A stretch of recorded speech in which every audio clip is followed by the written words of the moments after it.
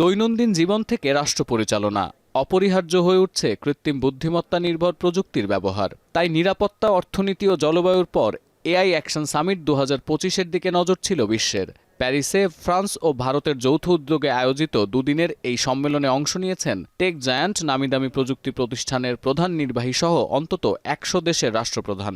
So the real promise of having an AI assistant in the context of anything you're doing, be it while learning something, a radiologist looking at images, a doctor engaging with a patient, all of that is going to be assisted and it's going to deeply be embedded in your workflows. That is as real as it gets in a 2 to 4 year time frame.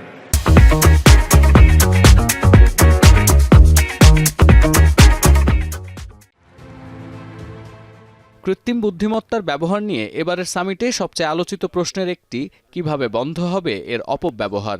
যদিও নবনিযুক্ত মার্কিন vice president JD Vance বলেছেন, ইউরোপের নিয়ন্ত্রণ ও বিধিনিষেধের কবলে পড়ে সম্ভাবনা হারাচ্ছে এআই প্রযুক্তি। তবে যুক্তরাষ্ট্রের এই অভিযোগ আমলে না নিয়ে ইউরোপীয় কমিশনের প্রধান উর্সুলা ভন ডার লিয়েন বলেন, কৃত্রিম বুদ্ধিমত্তার বাজার ধরতে প্রস্তুত ইউরোপ। সম্ভাবনাময় এই খাতে রাষ্ট্রীয় নজরদারি বাড়িয়ে বিশ্ববাসীর উপকারে এআই টুলস ব্যবহার নিশ্চিতের আহ্বান জানিয়েছেন প্রধান আয়োজক দেশ ফ্রান্সের রাষ্ট্রপ্রধান। সহ আয়োজক দেশ ভারতের প্রধানমন্ত্রী বলেছেন, এআই এর কারণে কিছু পেশা হুমকির মুখে পড়লেও নতুন কাজের সুযোগও সৃষ্টি হচ্ছে। এছাড়া জাতিগত বৈচিত্র্য বিবেচনায় নিয়ে নিজস্ব ভাষায় ওপেন এআই নেটওয়ার্ক মডেল নির্মাণের অগ্রগতি নিয়েও কথা বলেন Narendra Modi. Friend, loss of jobs is AI's most feared disruption.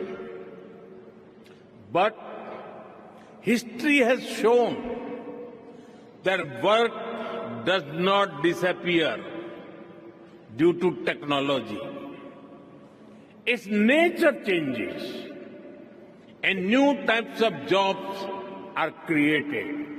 Et je crois que c'est exactement le défi qui est le nôtre avec l'intelligence artificielle.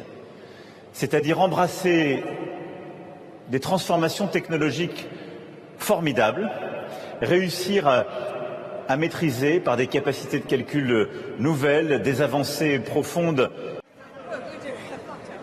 AI সংশ্লিষ্ট চ্যালেঞ্জ মোকাবিলায় এবারের প্যারিস এআই সামিটে statement on inclusive sustainable artificial intelligence শীর্ষক একটি ঘোষণাপত্রে স্বাক্ষর করেছে অংশগ্রহণকারী দেশগুলো।